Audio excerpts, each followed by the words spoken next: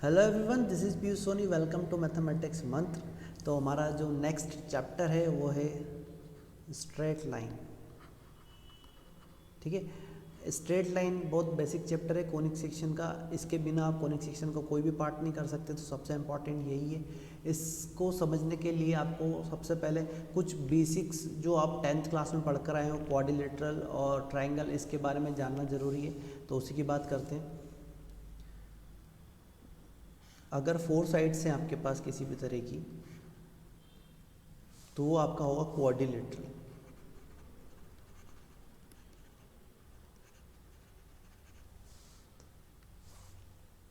और अगर आपके पास जो साइड्स हैं वो कैसी हैं, पैरेलल हैं,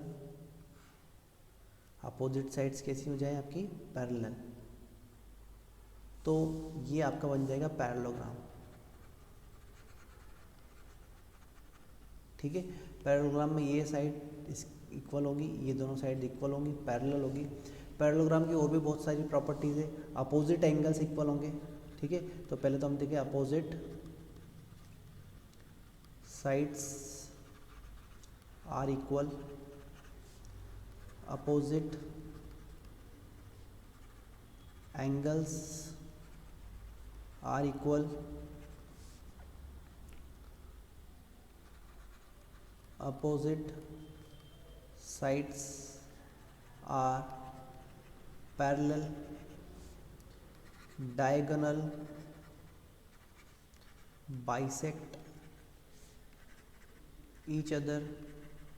ठीक है, तो ये सब प्रॉपर्टीज़ पैरेललोग्राम की है कि इसके जो डायगोनल्स होंगे वो भी एक दूसरे को क्या करते हैं, बाइसेक्ट करते हैं। ठीक है, ये एक दूसरे को क्या कर रहे हैं, मिड पॉइंट पर इंटरसेक्ट करेंगे, तो ये इनका मिड पॉइंट हो गया, ए बी सी और ये डी। ठीक है, तो डायगोनल एक दूसरे को बाइसेक्ट करते हैं। पैरेललोग्राम के और भी कुछ स्पेशल क्वाड्रिलेटरल हैं, जैसे नेक्स्ट हो गया रोम्बस। रोम्बस का मतलब ये हुआ कि इसमें पैरेललोग्राम तो है, मतलब अपोजिट साइड्स पैरेलल तो है और इक्वल है, पर इसमें चारों साइड्स इक्वल है, मतलब ये साइड ये साइड ये साइड और ये साइड, चारों साइड्स इक्वल होगी।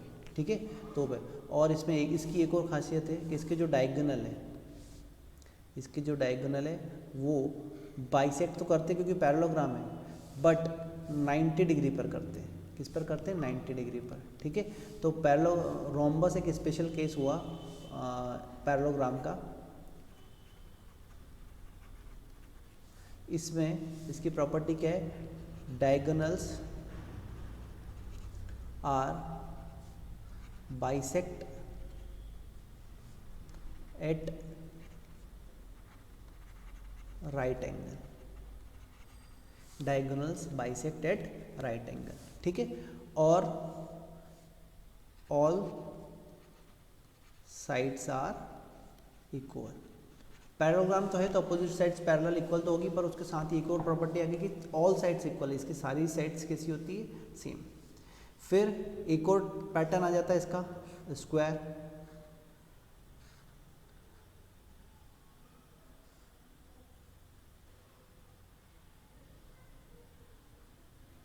ठीक है, स्क्वायर हो गया तो यहाँ पर होगा एडजेसेंट साइड्स कैसी होगी, परपेंडिकुलर। पैरेललोग्राम तो है ना, उसके साथ साथ क्या हुआ यहाँ पर, adjacent sides are perpendicular to each other and all sides are equal. मतलब ये रोम्बस तो है, और रोम्बस का स्पेशल केस हो गया जिसमें एडजेसेंट साइड्स कैसी हो जाए, 90 डिग्री पर हो जाए। तो ऑल साइड्स इक्वल तो है पर 90 डिग्री पर है, तो रोम्बस की प्रॉपर्टी तो सेटिस्फाई करेगी। यहाँ पर रोम्बस की क्या प्रॉपर्टी है कि भैया ये जो डायगोनल है वो बाइसेक्ट करेंगे 90 डिग्री पर, तो वो तो होगा ही। ठीक है, फिर नेक्स्ट हमारे पास आ जाता है स्क्वायर। स्क्वायर में क्या होगा हमारे पास, इसमें एक चीज़ और होती है, length of diagonals are equal, ठीक है। और यहाँ पर क्या होगा हमारे पास, length of diagonals are equal and adjacent sides are perpendicular, ठीक है। तो यहाँ पर भी एडजेसेंट साइड तो परपेंडिकुलर और डायगोनल एक दूसरे को क्या, डायगोनल्स कैसे होंगे, इक्वल होंगे। पैरेललोग्राम है, इसलिए पैरेललोग्राम की तो सारी प्रॉपर्टी सेटिस्फाई करेगी, साथ में और प्रॉपर्टी आ रही है कि डायगोनल्स इसके इक्वल हैं पर वो 90 डिग्री पर इंटरसेक्ट करेंगे, इसकी कोई गारंटी नहीं। और एडजेसेंट साइड 90 डिग्री पर, मतलब अपोजिट साइड्स पैरेलल इक्वल होगी और एडजेसेंट साइड के बीच का एंगल 90 डिग्री होगा, ठीक है। तो ये कुछ बातें हमें याद रखनी है स्ट्रेट लाइन में। फिर नेक्स्ट हमारे पास होगा स्ट्रेट लाइन में हम जो पढ़ेंगे वो कार्टेशियन प्लेन को पढ़ेंगे। ये हो गया हमारा कार्टेशियन प्लेन।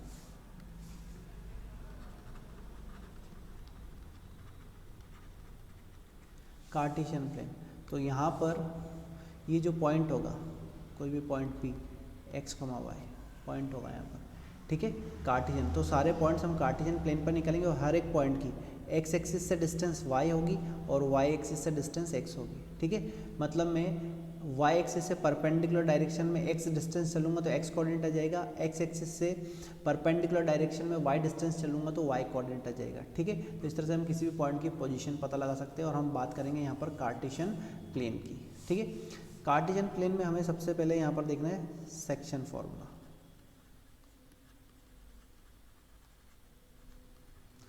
सेक्शन फॉर्मूला की बात करें, एक स्ट्रेट लाइन है हमारे पास, उसमें यहाँ पर ये पॉइंट ए बी, कोई पॉइंट P है जो उसको m/n के रेशियो में डिवाइड कर रहा है। ये वाला पॉइंट हम ले लेते हैं x1, y1, ये वाला पॉइंट हम कंसिडर कर लेते हैं x2, y2, ठीक है। इंटरनली डिवाइड कर रहा है, ठीक है। तो हम बात कर रहे हैं इंटरनल डिवीजन की। तो हम बात करें इफ़ P डिवाइड्स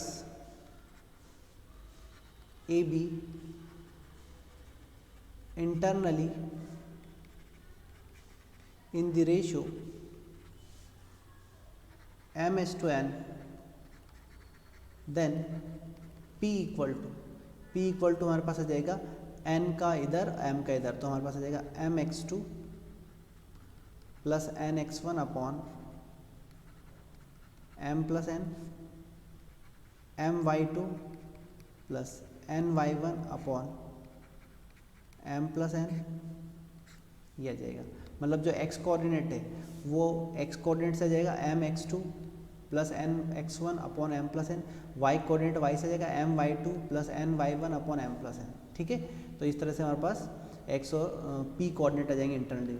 और अगर कोई पॉइंट P एक्सटर्नल डिवाइड कर रहा हो, ये हमारे पास लाइन होगी, लाइन सेगमेंट हो गया, ये पॉइंट हो गया A, ये पॉइंट हो गया B और ये पॉइंट हो गया हमारे पास P। तो ये पॉइंट है हमारे पास x1, y1, ये पॉइंट हो गया हमारे पास x2, y2 और ये पॉइंट हो गया हमारे पास कोई h, k ले लेते हैं, ठीक है। तो P पॉइंट इसको किस रेशियो में डिवाइड कर रहा है, m/n के रेशियो में। तो ये वाला रेशियो तो हो गया m और ये वाला रेशियो हो गया n, ठीक है, m/n के रेशियो में डिवाइड कर रहा है। तब हमारे पास जो P के कोऑर्डिनेट होंगे तो वो P की वैल्यू होगी हमारे पास m का मल्टीप्लाई, m इस सेक्शन में इसलिए m का मल्टीप्लाई इधर होगा mx2, और n का सेक्शन ये है इसलिए n का मल्टीप्लाई उस अपोजिट से होगा माइनस कर nx1 upon m minus n, और my2 minus ny1 upon m minus 1, इस तरह से आ जाएगा, ठीक है। और अगर हमारे पास ऐसा रहता है P is mid point of AB, तब हमारे पास P की जो वैल्यू होगी वो हो जाएगी x1 plus x2 divided by 2, y1 plus y2 divided by 2, ये आ जाएगा हमारे पास, ठीक है। तो ये हमारा पूरा सेक्शन फार्मूला हो, ठीक है। सेक्शन फार्मूला पर भी हम बाकी सारी चीज़ें सॉल्व करेंगे और भी आगे, ठीक है। तो ये सेक्शन फार्मूला सबसे पहले पता होना चाहिए। सेक्शन फार्मूला पता है तो हम आगे की बात कर सकते हैं। सबसे पहला जो आता है सेंटर्स ऑफ ट्राइंगल, जिसमें फर्स्ट जो सेंटर है वो है सेंट्रॉइड। सेंट्रॉइड मतलब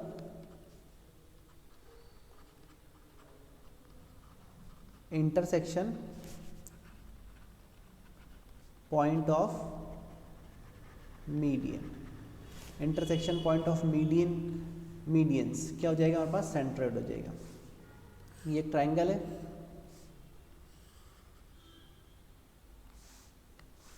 ये हो गया हमारे पास पॉइंट ए, ये बी, ये सी, मीडियंस, तो एक ये मीडियन बनाया हमने,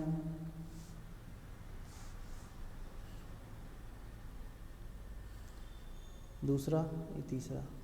तो इन मीडियंस का जो इंटरसेक्शन पॉइंट आएगा आपके पास उसको बोलेंगे हम जी, वो होगा सेंट्रॉइड। ठीक है, मीडियंस का इंटरसेक्शन पॉइंट जी क्या होगा हमारे पास, सेंट्रॉइड होगा, इसको सेंट्रॉइड होगा। तो इसकी जो वैल्यू होगी जी की वो होगी हमारे पास x1 plus x2 plus x3 divided by 3, y1 plus y2 plus y3 divided by 3। ए के जो कोऑर्डिनेट होंगे वो x1, y1 होंगे, बी के जो कोऑर्डिनेट होंगे वो x2, y2 होंगे, और सी के जो कोऑर्डिनेट होंगे वो x3, y3 होंगे। ठीक है, तो डायरेक्टली तीनों कोऑर्डिनेट का सम डिवाइड बाई 3 करेंगे तो सेंट्रॉइड आ जाएगा। ठीक है, इसके अलावा एक चीज़ और होती है सेंट्रॉइड में, एक ट्रायंगल और बनाते हैं।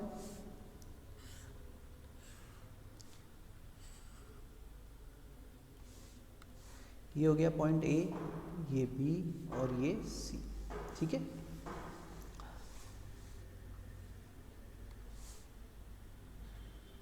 हमने ये जो मिड पॉइंट है सर, ये मिड पॉइंट है, ये डी मिड पॉइंट है, ई मिड पॉइंट है और ये एफ मिड पॉइंट है, इनको ज्वाइन करके एक नया ट्रायंगल बना दिया। ठीक है, अभी कोई बोले कि इसका सेंट्रॉइड पता लगाओ, तो इसका जो सेंट्रॉइड होगा वो भी यही होगा, x1 plus x2 plus x3 divided by 3, y1 plus y2 plus y3 divided by 3।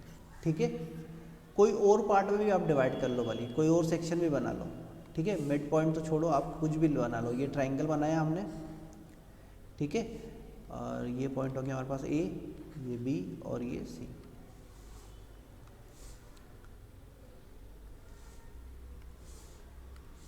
तो ये पॉइंट हमने ले लिया डी, ये पॉइंट ले लिया हमने ई और ये पॉइंट ले लिया हमने एफ। ठीक है, ये कौन से पॉइंट है, ये जैसे डिवाइड कर रहा है 1:2 का रेशो, ये 1:2 का रेशो, और ये भी सॉरी ये 2:1 का रेशो, ये 2:1 का रेशो और ये भी 2:1 का रेशो, बस रेशो सेम होना चाहिए। तो इन तीनों को अगर मैं ज्वाइन कर दूँ, इन तीनों को ज्वाइन कर कर अगर मैं एक ट्रायंगल बनाऊँ यहाँ पर, और उसका मुझसे कोई सेंट्रॉइड पूछे, ठीक है, इसका कोई सेंट्रॉइड पूछे जी, तो तब भी वो यही होगा, x1 plus x2 plus x3 divided by 3, y1 plus y2 plus y3 divided by 3, यही होगा। ठीक है, मतलब किसी भी सेक्शन में मिड पॉइंट को ज्वाइन कर एक ट्रायंगल बना दो, या किसी भी रेशो में साइड्स को डिवाइड कर कर एक ट्रायंगल बना दो, जो सेंट्रॉइड है वो हमेशा वही रहेगा जो एक्चुअल ट्रायंगल का सेंट्रॉइड था। ठीक है, सेंट्रॉइड होता क्या है, मीडियंस का इंटरसेक्शन पॉइंट, ये ध्यान रखोगे आप। ठीक है,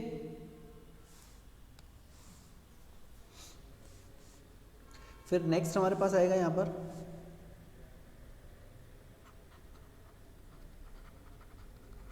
इन सेंटर। ठीक है, इन सेंटर की बात करें तो इन सेंटर में हमारे पास होगा एक ट्रायंगल है,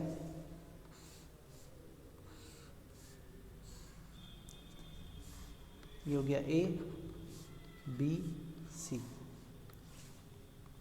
एंगल बाइसेक्टर इसका इंटरसेक्शन पॉइंट। ठीक है, इसका एंगल बाइसेक्टर,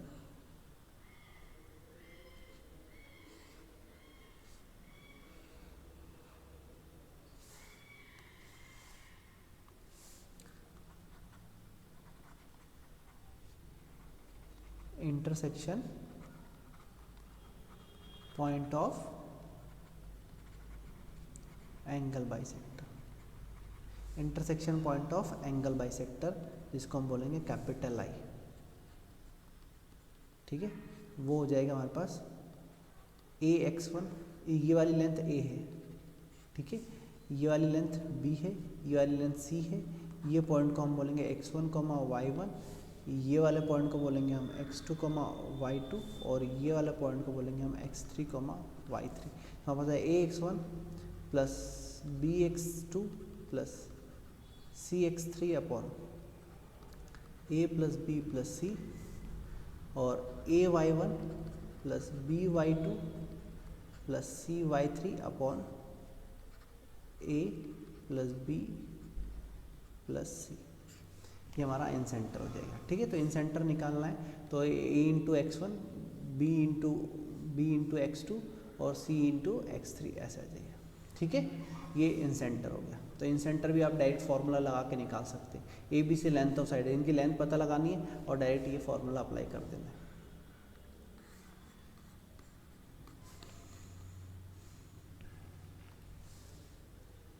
नेक्स्ट होगा हमारे पास circum centre.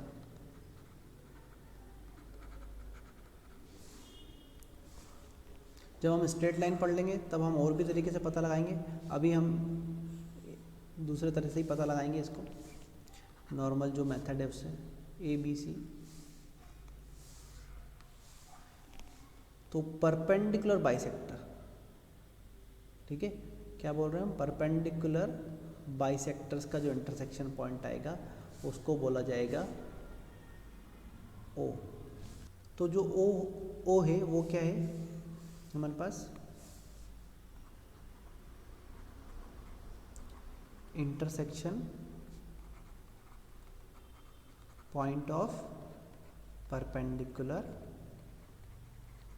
Bisector. Intersection point of perpendicular bisector क्या हो जाएगा हमारे पास, सर्कम सेंटर। तो सर्कम सेंटर निकालना तो intersection point of perpendicular bisector बता देंगे। ठीक है, अब इसको करेंगे कैसे। अगर ये सर्कम सर्कल है, ये सपोज ये सर्कम सर्कल है, इस तरह से ऐसे जा रहा है, तो सेंटर से जो वर्टिसेस के डिस्टेंस है वो क्या होती है, सेम। तो ये डिस्टेंस और ये डिस्टेंस कैसी होगी, सेम होगी। तो हमारे पास अभी जो फॉर्मूला है वो क्या है कि हम O A equal to O B equal to O C से सॉल्व करेंगे। मतलब एक बार O A equal to O B लेकर सॉल्व कर लेंगे, उससे एक्स और वाई में एक इक्वेशन बन जाएगी। एक बार O B equal to O C लेकर सॉल्व कर लेंगे, उससे एक और इक्वेशन बन जाएगी और हमारे पास सेंट्रोइड आ जाएगा। ठीक है, ये सपोज हमारे पास इसको पॉइंट को हम ले लेंगे एच कॉमा के। ठीक है, तो इससे डिस्टेंस निकाल के और इससे डिस्टेंस निकाल के इक्वेट कर देंगे। ठीक है, तो ये हो जाएगा हमारा सर्कम सेंटर। सर्कम सेंटर की भी एक कंडीशन है, अगर ट्राइंगल राइट एंगल ट्राइंगल हो।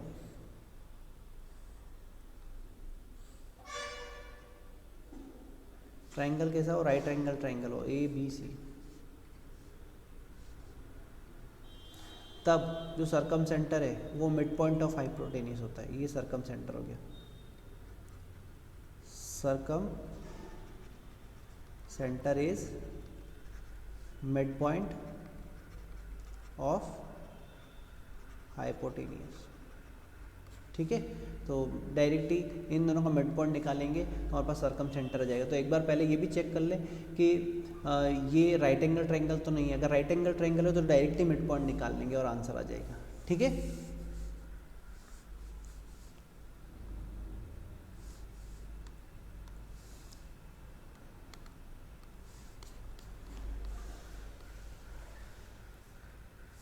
और इसी सीक्वेंस में हमारे पास लास्ट जो सेंटर है वो ऑर्थो सेंटर। ऑर्थो सेंटर में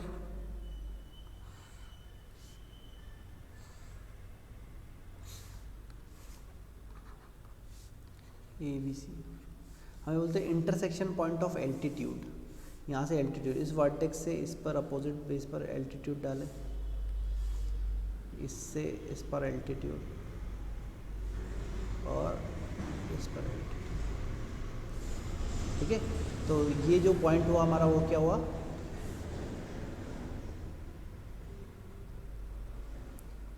इंटरसेक्शन पॉइंट ऑफ एल्टीट्यूड। ठीक है, उसको हम डिनोट करेंगे यहाँ पर एच से।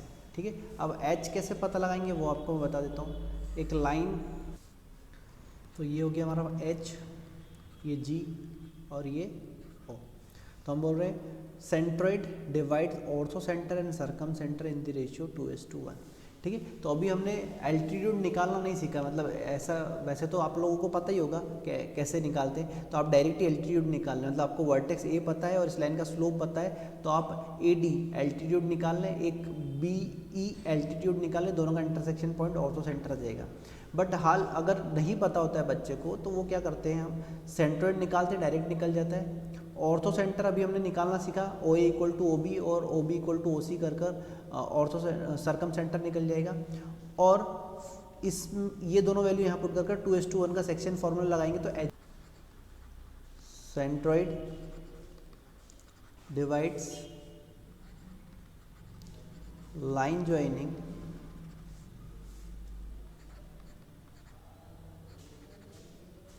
Ortho centre and circum center in the ratio 2:1। 2:1 के रेशियो में सेंट्रोइड ऑर्थो सेंटर और सर्कम सेंटर को डिवाइड करता है। ऑर्थो की तरफ 2 होता है और सर्कम की तरफ 1 होता है, ये बात आप ध्यान रखिए, ठीक है। इसमें भी एक प्रॉपर्टी है, अगर ट्रायंगल राइट एंगल ट्रायंगल है,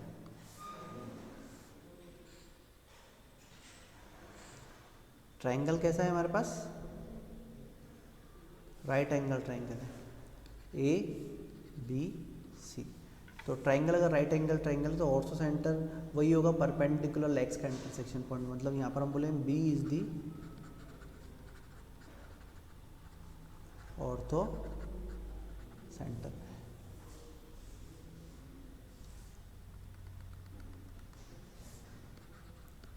B is the orthocentre, B orthocentre मतलब जहाँ पर दोनों परपेंडिकुलर लाइंस इंटरसेक्ट कर रही है वही वाला पॉइंट है। तो आप ये चेक कर लो राइट एंगल ट्रायंगल है तो डायरेक्टली आपको जो एक वर्टेक्स है वो क्या हो जाएगी 90 डिग्री, या हाइपोटेनस के अपोजिट वर्टेक्स जो है वो ऑर्थो सेंटर, ठीक है। ये बात आप ध्यान रखें। नेक्स्ट फिर हम यहाँ पर देखते हैं distance formula.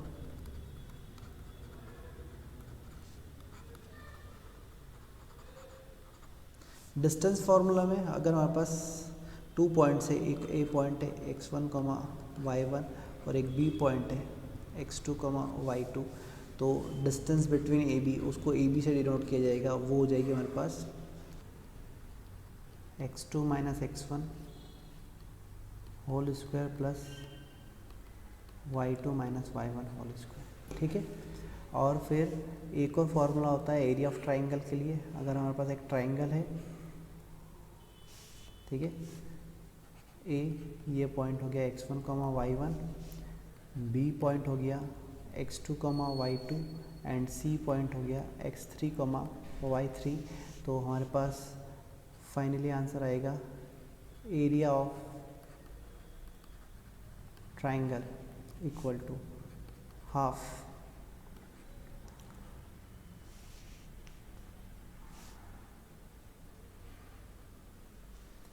x1, x2, x3, y1, y2, y3, 1, 1, 1, ये हमारा एरिया है, ठीक है। और अगर ये तीनों पॉइंट्स कैसे हुए कोलिनियर, ठीक है, 3 पॉइंट्स आर कोलिनियर, तो हमारा आंसर आ जाएगा ये जो एरिया ऑफ ट्राइंगल है